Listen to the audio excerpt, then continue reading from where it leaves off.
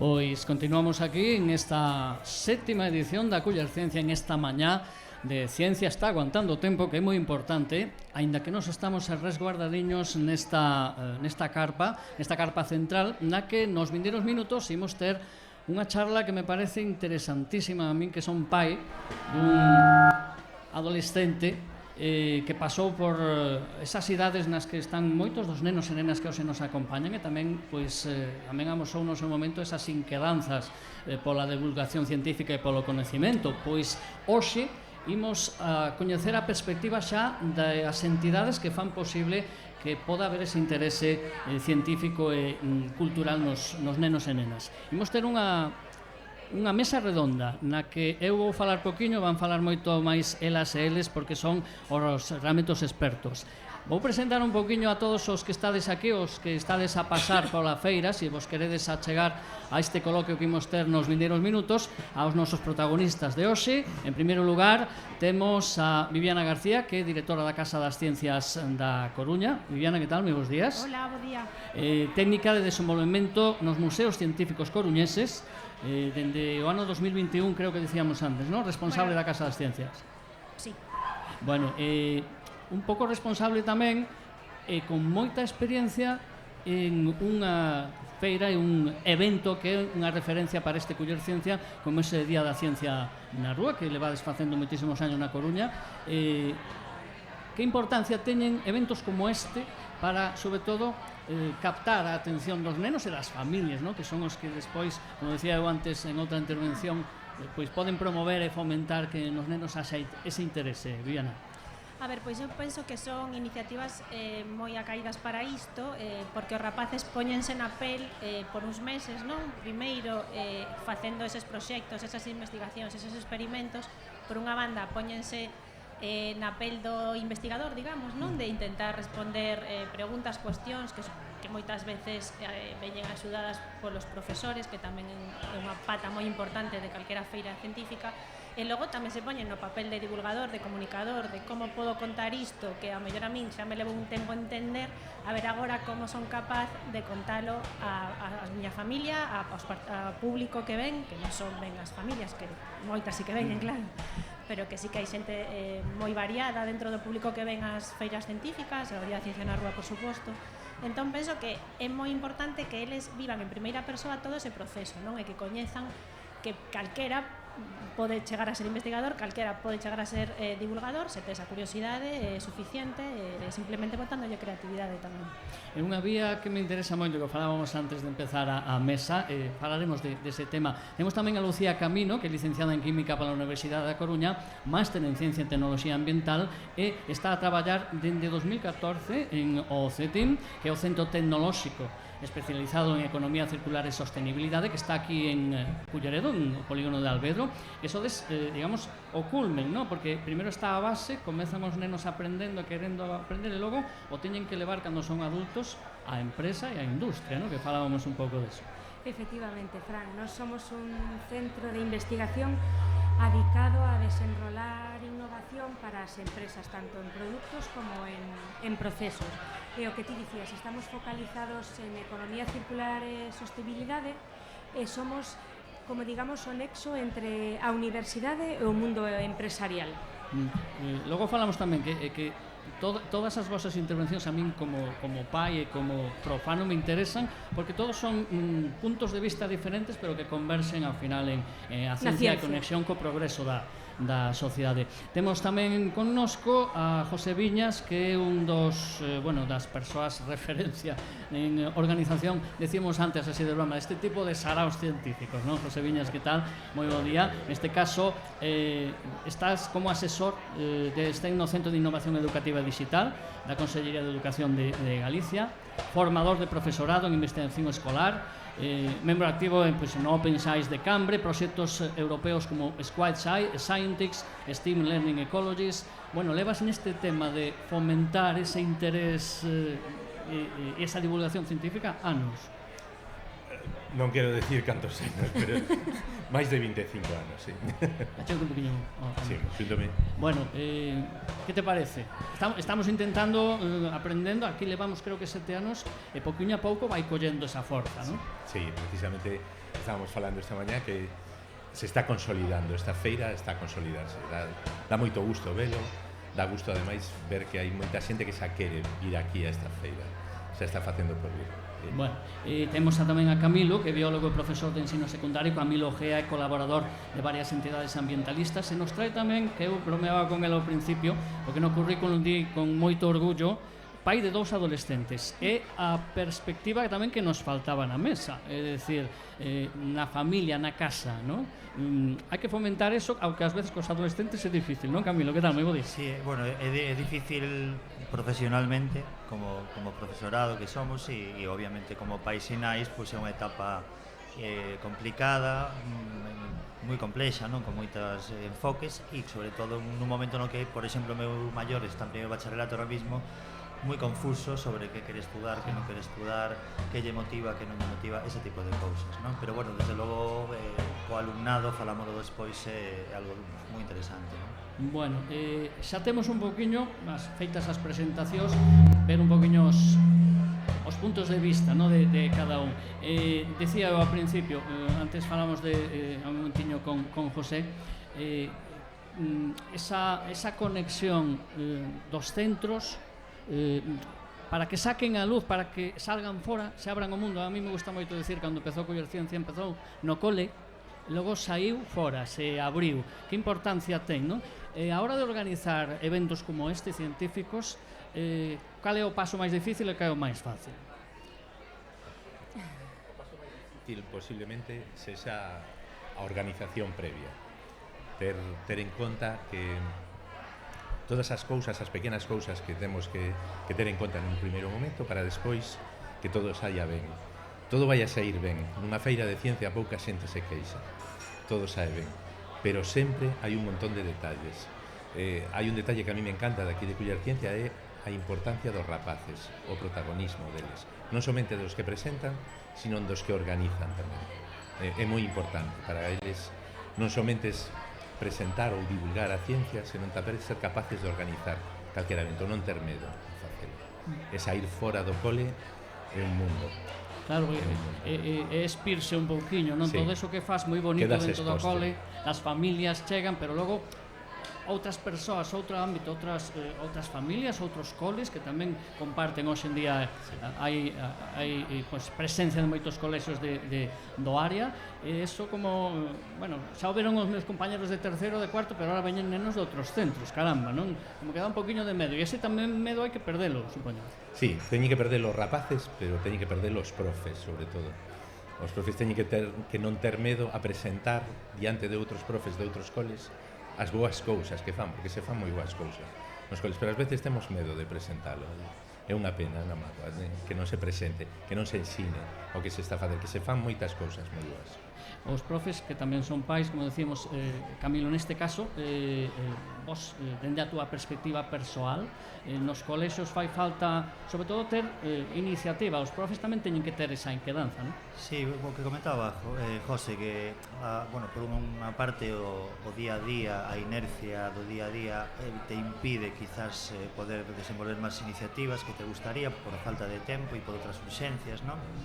Pero por exemplo, o feito de compartilo en feiras científicas é super importante porque é un aprendizaxe exponencial. Eu levo aquí 2 horas e posiblemente xa o que teño aprendido e o que teño comunicado nestas 2 horas é moito máis que en todo o curso anterior cos meus compañeiros, non? E para os rapaces é un tremendo, non? Porque saen da súa zona de confort, porque saen da súa zona de opresión moitas veces tamén, e se sienten en lugares onde están cómodos, onde non teñen a presión do académico e onde desenvolven esas actitudes que realmente forman parte da súa personalidade, non? Están desenvolvendo tamén a súa forma de ser, non? E, bueno, pues en ese sentido é moi enriquecedor. O problema, el decía José antes, o tema organizativo, no noso caso a cuestión de tempos e a cuestión de coordinación entre o profesorado, non? Porque o día a día dun centro pues, é así, moitas veces pequenos reinos de taifas, non? Estamos tendendo cara a eso, cara a facer proxectos, cara a coordinarnos, cara a mirar o que fan os nosos compañeiros, axudarnos en esos proxectos comuns. Aí está a dificultade, non? Despois, se hai recursos por parte da administración, por parte das empresas, dos institutos de investigación, pois eso axuda, obviamente, non? Ahora que falas de empresa, eu falaba antes, neste caso con Lucía, que vos sodes no CETIN como ese punto final, ese culmen, non? No que ao final chegan pois todos eses esforzos dos nenos que ao final se convirten en investigadores e acaban aportando cousas para o día a día, non? Eso a vos interesa moito que haxa feiras como esta. Sí, son fundamentales, Fran. Os mozos e os nenos que están estudiando agora son o talento que nos permite a nos desenrolar as investigacións e acadar resultados para as empresas e que podan facer pois produtos máis sostibles, mellorados, procesos máis eficientes. Entón, sí que é fundamental feiras como Culler Ciencia ou o que decía Viviana de Coruña, na que se potencie a doble vertente que comentaba Viviana. Por unha parte, que se vexan na pel do propio investigador, que teñan esa curiosidade por abordar un proxecto, e logo tamén na parte máis divulgativa, de poder contar á sociedade, as súas familias, a diferente público, como solucionaron ese reto co proxecto. Son básicos para despois desenrolar as investigacións. Estou apuntando porque, insisto, como profano houve a aprender hoxe moitísimo e estou apuntando un montón de cousas que, segundo decides, me veñen á cabeza, non? Antes falaba con Viviana sobre a xestación do que foi o Día da Ciencia na Rúa e esa expansión dende os coles ou dende as asociacións e logo ata verso tamén do Concello da Coruña, dos museos coruñeses, non? Contanos un poquinho como foi esa experiencia de aunar esforzos, porque decías todo o tema que hoxe coordinades nos museos coruñeses, entre eles a Casa das Ciencias, partiu un pouco tamén da iniciativa, iba a decir privada, a iniciativa das asociacións, non? Bueno, a ver, o Día da Ciencia na Rúa, que xa naceu no 96, en principio saiu da Asociación de Amigos da Casa das Ciencias, que é como unha asociación irmán, no, dos museos. Entón, digamos que eles levaban como máis o peso e nós, dende os museos, os apoiábamos pois, en moitos temas. Tamén na logística, parte, non, que sí, se dice? Por exemplo, a parte administrativa, que sempre é un rollo complicado, bueno, pois os museos, pois todos os traballadores que temos, podíamos botar aí unha man e, bueno, colaborábamos de moitas maneiras. Así naceu, así se desenvolveu durante moitos anos, así gracias a Javier Novelle, que era o presidente, que foi durante moitos anos o presidente da Asociación de Amigos da Casa das Ciencias, foi crecendo, dende ser pois apenas uns pouquiños centros educativos os que viñan, a pouco, pois porque a xente os coitaba, querían outros profesores participar, a crecer, e hoxe en día pois involucra a moitas outras institucións que non son centros escolares. Bueno, pois como podemos ver aquí en Culler Ciencia, tamén nos temos centros de investigación, institucións, o INIBIC da Coruña, bueno, o CITMAGA, que o vin antes, pois tamén ven ao Día da Ciencia na Rúa. Non, foi crecendo, digamos, en diversidade da parte dos participantes, moitísimo, en todos estes anos. Claro, nos vemos de outra parte. Aquí estamos a falar dunha feira que organizan desde un instituto, non? Igual que José Viñas en Cambre. Tamén penso que o Día da Ciencia da Rúa foi fundamental nisto, non? Porque moitos saíron do Día da Ciencia na Rúa e o levaron aos seus concellos, aos seus institutos, e para nós a verdade é que é un orgullo enorme que se pudesen que eles se visen con ganas de facer isto noutros lugares. Pero si a nosa organización non é tanto dende un centro escolar, senón dende a día de hoxe os museos científicos, bueno, porque por desgracia Javier Novelle faleceu no 2020, entón nos colemos o testigo, non? E agora a día de hoxe se fai máis, a organización é máis dentro dos museos científicos coruñeses e a asociación axúdanos a nós, non? Digamos que cambiaron un pouco as tornas nese sentido. Tamén do Día da Ciencia na Rúa destacar o lugar no que estamos, non? Contar cun parque no que poder instalarse, a verdade é que fai todo o día moi interesante, rodeados de verde, bueno, este espazo tamén é moi chulo a Ría do Burgo, dende logo, pero bueno, por destacar tamén que o noso espazo no que nos ubicamos está moi ben. Hai que buscar, ademais, factores que fagan de gancho, ¿no? Porque decías antes, actividades paralelas, por exemplo, para facer que sexa un día, ¿no? Un día familiar, sobre todo, porque os que somos pais, os pais decíamos antes esa implicación, esa responsabilidade que temos en fomentar tamén, dice, oye, vamos todos, apoyamos, e vai ser un día no que os nenos tamén pois vexan que hai ese reflexo e que hai un interés por parte das familias. A José, unha pregunta que lle quero facer. Bueno, con todas as saraos, me vas permitir, que me gusta moito, saraos científicos e educativos nos que ti pois, colaboras, crees que este tipo de eventos axuda tamén a parte de fomentar o interese nos coles, a elevar un poquinho o nivel ao final, porque se hai máis interese, os alumnos estudiarán máis, os esforzarán máis e acabará habendo mellores notas que despois les van servir para ir á universidade e ter o mellor un camiño máis fácil para chegar a estudiar o que queren. Isto pode ser tamén un acicate, non?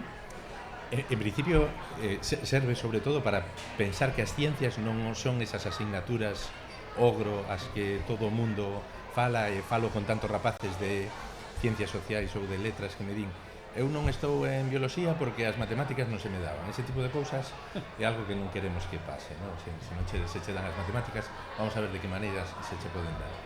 Despois, por outra banda, estou vendo que dende as primeiras feiras de ciencia, me acerco, dende as primeiras feiras de ciencia, incluso dende cando había o proxecto, o concurso Luís Freire nos museos científicos, outro día falaba cun rapaz que estivo nun deses concursos e agora xa é maior, estivo noutro concurso como é o de Voz Natura que foi a semana pasada e me decía que nivel teñen estes rapaces de segundo da ESO que eu non tiña cando quedei segundo naquel concurso. Se eu veño agora mesmo este concurso co meu, quedo en ridículo delante destes. Mellorou moito porque melloraron moitos rapaces, pero mellorou moito porque mellorou a calidade do profesorado, a calidade científica do profesorado. A verdade é que nese aspecto penso que somos un lugar que debemos de estar agradecidos, porque temos profesores moi bons, moi ben preparados.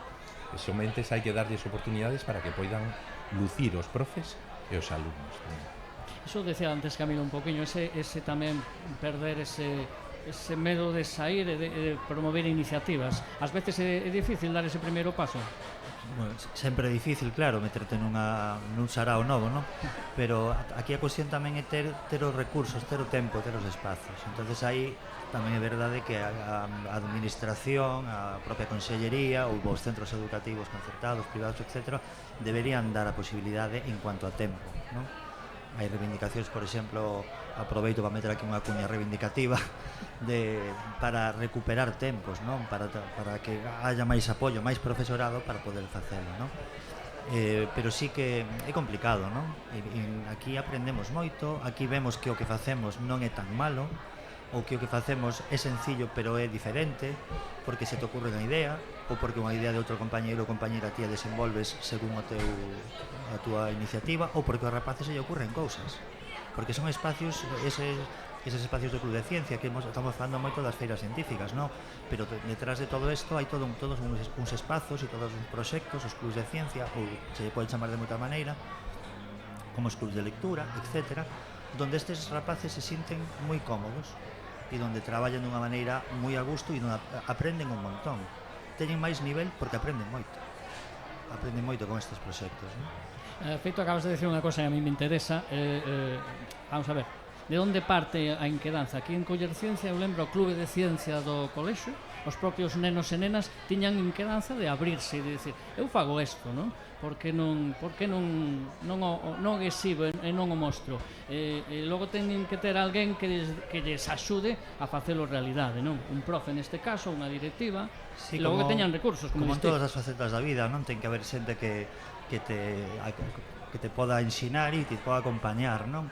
E despois tamén, por exemplo, os clubs de ciencia, as propias feiras científicas, falaba desde esos outros eventos, non? Van evolucionando, esta creo que é o terceiro ano, non? Terceiro ano de que eu veño a Coller Ciencia, pero que edición é? A sétima. Bueno, pois xa a evolución que vexo desde hai 3 anos atrás, que xa era tremenda, é moi grande, non? Como todas elas, pero son espacios onde tamén podes coñecer a xente de outros ámbitos e desde os clubs de ciencia, por exemplo, contactar con profesionais, con investigadores, con, por exemplo, Marcos, que está aquí, non? Co que nos contactamos hai uns anos. Entón, son espacios que te permiten contactar con xente que te vai a decir que sí, porque chamas desde un club de ciencia, non? Entonces, hai un interés que é moi concreto, non?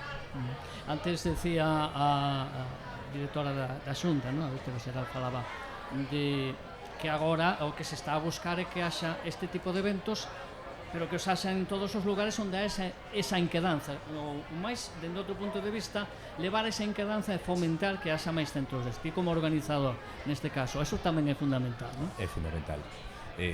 Os clubes de ciencia están a traballar durante todo o ano. Vou poñer pensade nun equipo de calquera deporte. Se ti estás a entrenar durante todo o ano, pero non xogas ningún partido, pero se xogas un partido e ensinas os demais, e aínda por riba, despois de ensinar de xogar ese partido, podes ir a outra cidade a xogar outro partido, eu digoche que o rol deses alumnos, o caché que se gana nunha clase en na que os do Deportivo van a xogar a Vigo ou a Ourense a xogar o fútbol, pero eu vou a Barcelona a unha feira de ciencia, o teu caché sube, xa non eres o friki da clase. Bueno, tamén podemos falar de se existen hoxe en día esos frikis ou todos os nenos lles gusta máis ser friki, non? Eu penso que agora mesmo non temos vergoña de ser frikis. Claro. Por eso lo digo. Neste caso, Lucía, tamén falábamos antes desa conexión empresa e realidade base, no? E coñecemento. Que implicación teñen ou vedes vos dende un centro como o voso do tecido empresarial? A nivel de fomentar pois a inquedanza científica, a inquedanza polo coñecemento nos colexios e nos nenos. Pois vémolo que está crecendo, porque sí que é verdade que a demanda industrial de talento científico é cada vez maior. É fundamental priorizar este tipo de eventos que fomenten tamén a colaboración, que é fundamental entre os pequenos os mozos e as mozas, e creemos que é positivo, o sea que realmente está crecendo, que se demanda cada vez máis e que se ten que facer máis e dotar de máis recursos para que haya máis ciencia, máis científicos e que se poda repercutir na industria, nas empresas e indirectamente na sociedade. Ahora que falas de que haxa máis persoal, agora que estamos nun momento económico no que se fala moito en moitos sectores falta persoal. Sí. A nivel científico e investigación, no que vos sodes especialistas, falta persoal? Sí, falta persoal. Falta persoal tamén especializado en moitas materias, porque é verdad que cando se empeza, pois sempre se demanda moito máis. E logo, asociado ás carreiras STEM e ás novas tecnoloxías digitais, aí sí que notamos que a demanda é moito máis grande do persoal formado que existe actualmente. Camilo, a nivel de coles nos centros, os nenos por onde tiran? Tiran a un ámbito da ciencia determinado? Tiran, hoxe que temos unha invasión, un asedio da tecnoloxía electrónica, non? E do audiovisual tamén, non? Pero tiran por aí, tiran a bioloxía, tiran a física, por onde tiran? Bueno, levo 15 anos en un centro pequeno de pouco profesorado, por lo tanto, estadísticamente non podo dar un dato moi fiable, pero eu neste momento, por exemplo, hai uns anos atrás veía que había moito máis interés en materias científicas e agora estou vendo como máis diversificación. Non sei se é por esa, o que comentaba antes José, o tema de a dificultade de certas materias. Estamos en un momento de incertidumbre para eles tamén cos cambios das probas de acceso á universidade. Teñen moitas máis opcións tamén, non? Os bacharelatos, non? Entón estamos en un momento como de transición, non? Bueno, eu creo que está moi aberto o abanico ahora mesmo. E iso se nota a hora de organizar eventos como este, José? Decir, hai unha evolución ou hai cambios moito no que son as tendencias dos propios nenos e nenas, dos propios centros, que mellor hai centros que mellor se distinguen en un área determinada porque en ese momento hai máis nenos que sobresaen ou non é así. Non exactamente, a verdade. Vou tentar explicarlo. Vamos a ver. Hai moitos rapaces que sí seguen directamente ao nivel científico ou a liña científica que é a clásica, pero hai moitos rapaces que estou vendo algúns deles aquí, por exemplo, agora mesmo, que lle gusta moito o audiovisual e non se contentaron con facer calquera cousa. Entón, se ensinábamos un vídeo do noso clube, pois ese vídeo tiña que ir con certa calidade, non valía, non? Ese tipo de cousas. Ou nos temos unha cousa no noso clube que están cambiando o logo ou estamos cambiando prácticamente cada 2 anos, non? Que significa eso? Porque estamos tendo rapaces que lles gusta o deseño, rapaces que lles gusta o audiovisual, rapaces que piden que haxa neste tipo de feiras, que haxa un premio especial, as feiras que teñen premio, non no caso de coller ciencia, un premio para ciencias sociais, porque son tanta ciencia como as outras ciencias. Entón, hai unha serie de inquedanzas que sí que van nese sentido, que eu penso que está moi ben e que adornan e que, vamos a non decir adornan, non vai a ser que se enfaden. Complementan. Que complementan perfectamente, non son o meollo da feira, pero sí que lle dan un aspecto a feira que é moi superior ao que estamos acostumbrados igual na televisión, pero non quere decir que estas feiras non teñan ese cariño, senón os rapaces non quererían repetir. E moitos dos rapaces que vemos que están aquí hoxe en Culler Ciencia estiveron o ano pasado e posiblemente o ano anterior. E que papel teñen os museos? É dicir, eses como centros de sempre, de conservación e de divulgación a hora de captar o interese dos nenos e nenas. Como enfocades vos na Coruña neste caso? Pois eu penso que os museos o que fan é un pouco fomentar a curiosidade dos rapaces, non? E que tamén interactúen coa ciencia dunha maneira un pouco diferente, na que non hai tanto as respostas que ás veces hai nas clases ou a búsqueda esa de respostas, senón como que ti es quen buscas, non? Podes interactuar con todos os módulos interactivos que hai, por exemplo, na Casa das Ciencias, que están moitos enfocados a experiencias físicas, e ao mellor a raíz de ver como pois, se move a auga en función do volume que utilices pois, nun aparato, pois ti mesmo sesas o que te preguntes por que pasa isto, que ten o son que pode mover a auga, cousas que ao mellor dende os colexios pois está un pouco máis reglado, non? O que tes que saber en teoría, non tanto polo colexio tamén, senón por os esquemas de estudo que mandan desde as administracións. Aquí un pouco vas a estudiar o que a ti te apeteza, non? Vas a descubrir a onde ti queiras chegar e vas a empezar a verlo pois de unha perspectiva diferente. Entón penso que esa forma de ver a ciencia, pois como decía José, que son as asignaturas duras, non?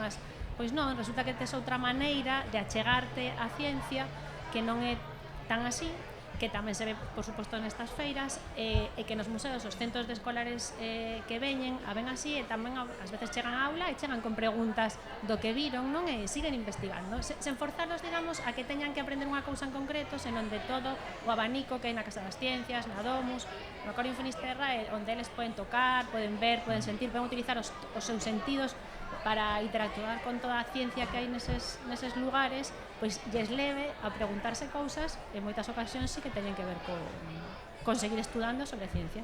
E os que sodes profes e vencellados co mundo do ensino, bueno, a educación, sobre todo en España, evoluciona e as normas para regulala evolucionan. Hoxe en día están ben orientadas á hora de captar todos estes novos intereses, a evolución un pouco do coñecemento e as tendencias da sociedade, están ben orientadas.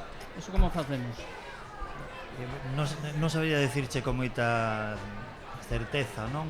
Eu creo que sí, que van evolucionando a normativa, non? Os novos currículos van evolucionando cara e adaptándose un pouquiño, non? Sí, as metodoloxías nos permiten realmente intentar tirar máis cara a ese traballo de proxectos, etcétera, o tema das competencias, pero hai bastante diferencia todavía entre esa teoría pedagóxica e a realidade das aulas, non? Sobre todo en secundaria e en bacharelato, non? A medida que se acerca ese momento de o que pasaron os rapaces a semana pasada, poder acceso á universidade, cada vez se limita máis. Pero bueno, sí que hai unha tendencia, obviamente, en esa liña, ¿no? Es que acabas de mencionar unha cousa que a mí como pai e como, bueno, estudiante en la época antediluviana, ¿no? De moitos anos xa, esa, non sei se antes polo menos había, na miña opinión, unha desconexión entre o ensino que era máis teórico e menos práctico, que tamén esa práctica, ese poder tocar, que decía Viviani, ese poder aprender realmente, eso eu, cando era rapaz, o botaba de menos. Non sei se vos hoxe en día vedes que eso vai evolucionando e mellorando. Vai evolucionando, pero aínda así o botamos de menos. Eu penso que necesitamos primeiro metodoloxías. Agora mesmo está vendo metodoloxías na que se abre a escola fora para que se poda participar con outro tipo de elementos, esa empresas, sean os museos.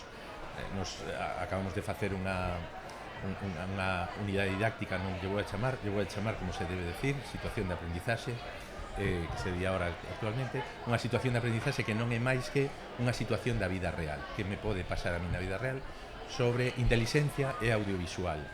E tivemos un montón de xente que estaba interesada nese proceso. Tivemos con museos científicos, con unha empresa de inteligencia artificial, con unha empresa de audiovisuais, e o mesmo cole, non? Neste caso, que eso, o que gana é o cole, gana porque ten ao redor, ten un montón de xente, de especialistas que lle poden axudar a facer a cosa. De que é especialista o profesor? en metodoloxía, en didáctica, nós somos especialistas en ese tipo de cosas. Pero ás veces os profes biólogos se nos pide que saibamos tanto de que planta esta como saber exactamente por que o ARN mensaxeiro fai este tipo de cousas ou todo eso. Entón, o que pretendemos, o sea, o que si se fai, as metodoloxías si melloraron, sinceramente, penso que non melloraron ao mesmo ritmo as aulas deberían de cambiar. Si cambias de metodoloxía, tens que cambiar de aula. Un aula agora mesmo non pode ser como se estuviéramos en misa, todo o mundo mirando para un lado e o Señor mirando para nós. Máis interactiva. Máis interactiva. E máis, moitas veces as aulas non é un Señor mirando para nós, é como era antes a misa, o Señor mirando para atrás, o cura mirando para outro lado. Pois ben, hai moitas veces que o profesor non lleves máis que a parte de atrás porque está escribindo todo o tempo na pizarra, non? Entón, ese tipo de cousas temos que cambialas e hai que cambiar o mobiliario. O primeiro, hai que cambiar o mobiliario das aulas. As aulas teñen que estar de outra maneira para que a metodoloxía cambie. Traballar por proxectos implica que os profesores, os alumnos traballen en grupos e non son útiles estas mesas. Os alumnos aumentaron o tamaño, queremos que non, os rapaces, hai moitos máis rapaces agora en primeiro de bachillerato de máis de 1,80, moitos máis que hai 10 anos, non hai máis edad, e as mesas non melloraron, seguen sendo como están. Entón os rapaces non entran en algunhas mesas. É así de curioso algunhas cousas. As pequenas anécdotas, pero que conforman unha situación que tamén hai que analizar agora de buscar recursos e de buscar como organizar un sistema educativo, sí. ¿No? Un sistema educativo que está orientado ao final a conseguir resultados e ir evolucionando na sociedade, como decíamos antes con Lucía. En o CETIM vedes un pouco esta conexión entre o que é o programa formativo e os profesionais que se necesitan despois. Aquí, por exemplo, en Galicia, en que somos especialistas ou en que estamos a destacar máis, Lucía? Pois, nos polo noso ámbito, que somos da vertiente máis química, licenciados en química, ingenieros químicos, sí que vemos importante talento. É verdad que o decías ti, Fran, que antiguamente non se nos formaba tanto na práctica e agora sí que as metodoloxías son máis prácticas, pero sí que notamos que podería haber certo acercamento ás necesidades e retos actuales nas industrias, de maneira que o sistema educativo se vera reforzado e esas colaboraciones, esa apertura do sistema pedagóxico á realidade debería de fomentarse máis e dotarse de máis recursos. E sí que temos talento experto en case todos os ámbitos, pero sí que é verdade que a conexión non é unha realidade a día de hoxe. E non hai conexión entre o mundo empresarial tampouco e a sociedade, é dicir, porque igual que aquí se busca conectar os centros de ensino, non? Un pouquiño e que a sociedade vexa o traballo, a nivel industrial, ti crees que a sociedade é consciente da investigación e dos procesos que hai e de todo o traballo que se fai, ou tamén nos falta eso? Eu creo que cada vez máis, pero tamén falta. Sí que é verdade que a industria está ligada directamente ao consumidor, entonces o consumidor o que demanda realmente obliga á industria, é máis efecto directo. Pero sí que é verdade que fai falta máis apoio nesa parte, máis vínculo. E xa que estamos falando de apoios, hai unha cousa, eu como profano, que os expertos sodes todos os que estades aquí hoxe na mesa, eu falo un pouquinho dende fora, como cidadán de a pé. E sempre falamos moito que en España non se investiga, ou hai pouca investigación, ou que se dedica pouco, ou que non temos esa cultura da investigación. Eu polo que vexo hoxe aquí nesta feira, o que se pode ver, por exemplo, na Coruña, cando é a ciencia na rúa, interese hai nos nenos, non? Que pasa aí? Eu penso que sí, que interese sí que hai sempre que teñan a oportunidade de, pois, eso, de ser capaces de investigar por eles mesmos, bueno, sen pechares un pouco a súa curiosidade e creatividade. Como sempre, a inversión sempre é benvida en calquer ámbito, tamén na divulgación, por suposto. Todo o que sexa unha política de intentar que todas esas talentos nos rapaces pois cheguen a convertirse en investigadores porque teñan pois, bueno, sabe o mellor Lucia que a min, pero a carreira investigadora é dura, o sea, quero dicir, é complicado chegar, ter unha estabilidade, pois non sei, pero ás veces penso que a xente consiga a estabilidade máis a dos 40 anos, que como que cando montas a vida. Non solo o que dice Viviana, non solo é importante a inversión, que é fundamental, pero sí que planes que sean estables, que permitan a xente afianzar as súas carreiras, porque é moito dos motivos de por que o talento que formamos en Galicia, en España, vaise fora, porque sí que teñen plans a máis largo plazo e permiten, pois eso, estabilizar os investigadores. É un doble factor, a inversión, os recursos e os planes estables a longo plazo, non cambiantes cada 2-3 anos. Quería comentar unha cousa sobre o que preguntabas, si hai pouca investigación. Eu creo que hai moitos centros de investigación, polo menos desde o noso contacto, interese por coñecer, traer investigadores, etc. Cada vez descubrimos máis centros, non? O que penso é que os centros de investigación, agradecese que tamén os privados o fagan, pero sobre todo os públicos, teñan programas de divulgación, programas de contacto cos centros educativos do seu entorno, o mellor no contexto, pois eu veño de Meis, pois no contexto de Vilanova de Arousa, Vilaxoán, hai 20 centros educativos a menos de 10 kilómetros, por decir algo. Entonces, non solamente para aqueles centros que forman parte dun programa máis específico como STEMBAC ou cousas así, sino para todos os centros que exista xa por parte da propia administración deses centros educativos un programa que se contemple nos obxectivos anuais dese centro e non solamente que haya un investigador ou un grupo de investigadores que teñen interés, como pode pasar por parte de un centro, non? Sino que se contemple dentro da dinámica. Eso potenciaría moitísimo o coñecemento, a formación de talentos e non creo que fora tan complicado, non? É complicado pola propia dinámica da administración, pero en cuanto ao destino de recursos non sería tan complicado. Pero eso evidentemente creará base, ¿no? Es decir, claro. Si ahora hai base nos coles, hai base no interese a nivel social, a nivel administrativo, e creando tamén esa infraestructura que é básica, ¿no? Non sei se o vedes vos así. Sí, eu iso curioso, o que diría agora mesmo é aproveitar neste momento no que a Consellería de Educación, Ciencia e todo o que ven despois, pois vamos a aproveitar que é de Educación e Ciencia, porque podemos empezar a tender esas pontes que posiblemente despois xa non se rompan esas pontes, pero hai que tendelas agora, hai que aproveitar este momento na que hai un montón de centros de investigación, é certo. Eu me estou a sorprender, temos unha plataforma na que facemos experiencias de STEM, e unha parte desta plataforma se chama LabExpert. E LabExpert é precisamente falar dos expertos científicos galegos. Estou eu sorprendido das cousas que se fan en Galicia en investigación e o que facemos para que eles poidan abrirse aos coles. Tamén lle pedimos un formato un pouco especial para que se abran e lles custa moito, vale? Lles pedimos que en 2 minutos falen da súa investigación. Eso lles custa moito. Ás veces me din, esa é a miña tese doutoral. Pois hai que ser un divulgador de que en 2 minutos, xa che pido 2 minutos, en realidade se lle pide 1 minuto sempre a xente que nunha viaxe en ascensor tes que contarme de que vai o teu proxecto. Entón hai que convencer 2 minutos porque hai que gustarlle aos rapaces, pero hai que gustarlle aos profes. Eu lembro que nós somos 33.000 profesores en Galicia. Deses 33.000 profesores, 8.000 entraron nos últimos 4 anos, co cal hai un montón de xóvenes que están entrando e que teñen unhas características, xóvenes que non aguantan un vídeo de máis de 5 minutos, profes tamén.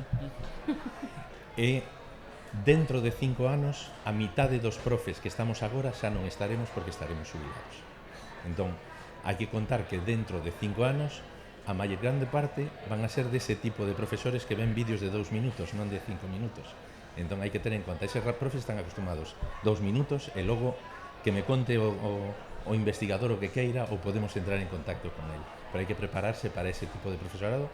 Eu penso que os centros de investigación teñen que prepararse tamén para divulgar a ese tipo de profesorado. Somos o collo do hotel, por favor. Estamos en el... Por favor. Sí que nos costa, ese cambio de... Me pusiste unha cara de susto ahora.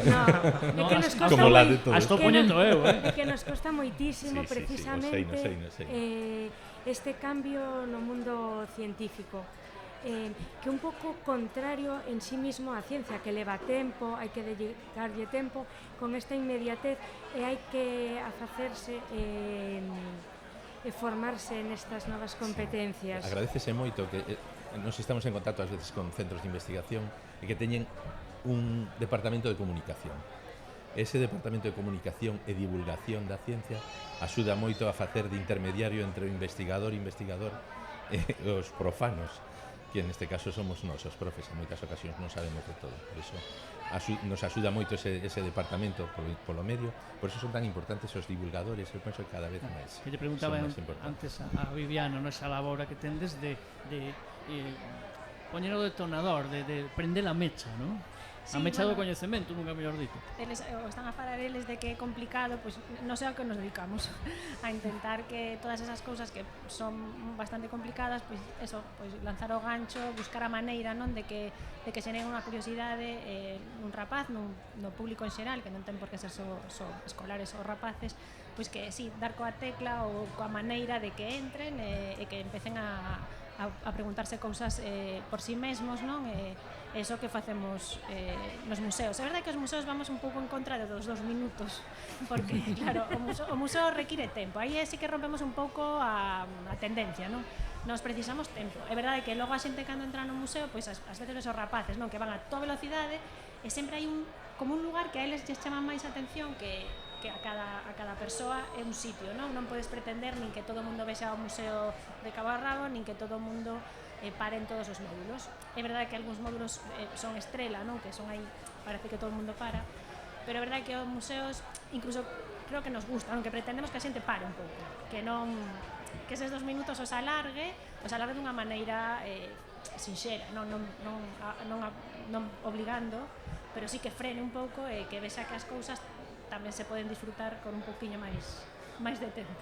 Estou pensando en eses 2 minutos, pois que se teña posto a escoitar esta mesa redonda que levamos 45, vamos, saturamos completamente, non? Isto non se pode poñer nunha clase, non serve para unha clase. Pero a investigación, un pouco o que diciste antes, necesita ese tempo, non? E a ciencia necesita pararse. Como faría Newton para ver cando caía a mazá? Tivo que dedicarlle tempo a pensar, non? Necesítase moito tempo, é unha característica que ten que... En que danza, non? Sí. E logo tamén leva tempo facer a investigación e leva tempo obter os resultados. E unha vez obtes os resultados, podes comunicalos, transmitilos, difundilos. Entonces é un proceso largo. Por eso que antes comentaba o tema de que a investigación e plans que non sexan estables a longo plazo son totalmente contrarios, porque que non se consigue cambiar nada nin nun ano, nin en 2, probablemente. Entonces, planes a largo plazo. Eso mesmo iría en educación. Posiblemente Camilo estea de acordo conmigo, pero ese de cambiar cada tan pouco tempo as leis, cando non acabamos de aplicar unha, estarse cambiando para outra, non nos axuda nada. O plantexamento é que a propia norma moitas veces conleva un cambio de perspectiva, non? E andamos un pouco, nos deixa despistados, non? Cantas leis levas, Camilo? Non o sei.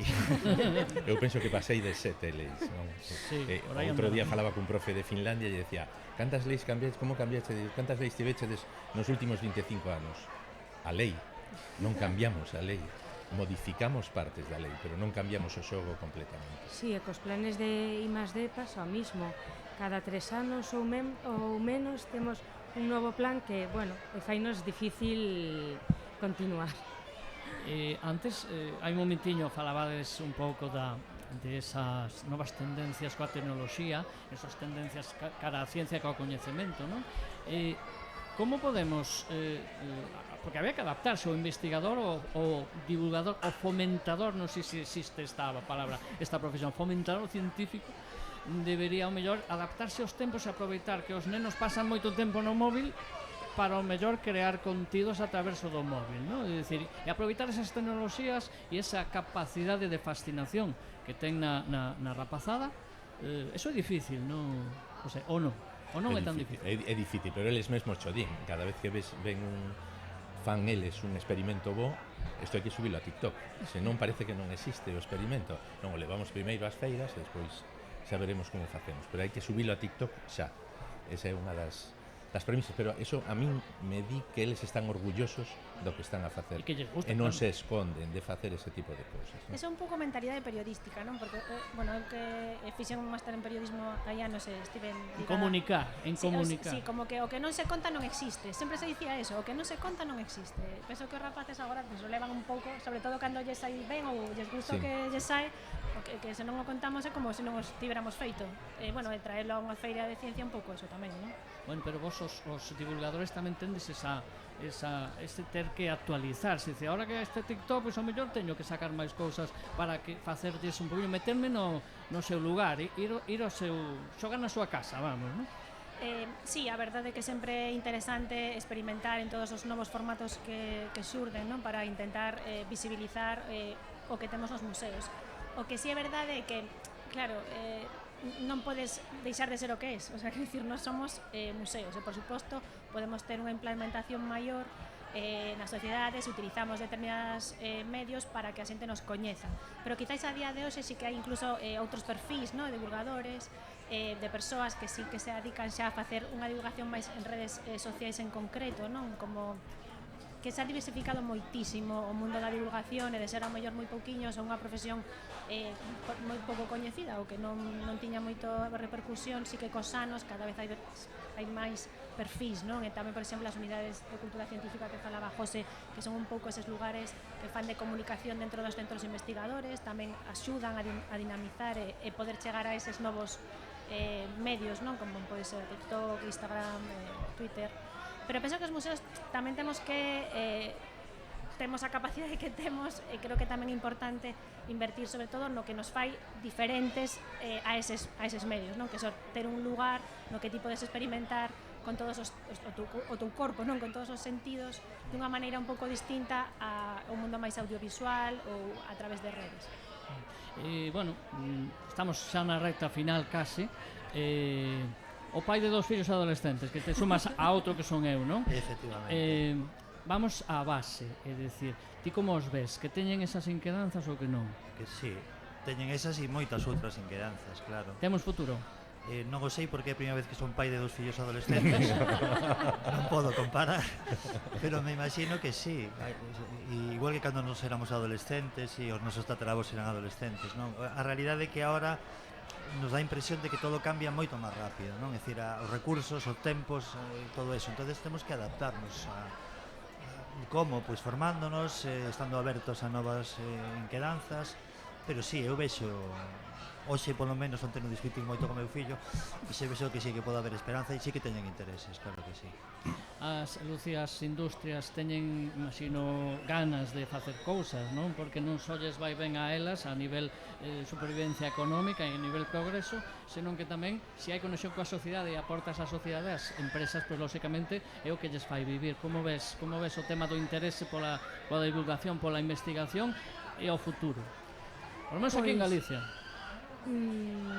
Positivo, aumentando e con capacidade para aumentar máis, pero sí que somos positivos. Sí que vemos que cada vez se invirte máis en I+D desde as industrias e que cada vez se demanda máis investigación. Entón sí que vemos recorrido hacia arriba. José, con eventos como este, con todos os que estás tío colaborando, tamén hai bo futuro a hora de que digamos que temos casi unha infraestructura. Antes, cando a representante da Consellería falaba dese interés por facer esa ciencia, que a ciencia este presente nos coles e que a sociedade poda velo, crees que vamos no bo camiño? Vou ser científico neste caso, vou falar de evidencias, vale? Agora mesmo en Galicia hai 220 clubes de ciencia en centros escolares públicos, non falamos nin de concertados nin de privados. Deses 220, este ano, por primeira vez, houbo 26 feiras científicas nos mesmos coles. O ano que ven esperamos que haxa máis. Xa lle decía antes a Camilo que propuxemos facer feiras de ciencia xusto despois de Entroido, que é o peor momento para o profesorado, porque xa está pensando como vamos a rematar o curso sen meterme en ningún follón.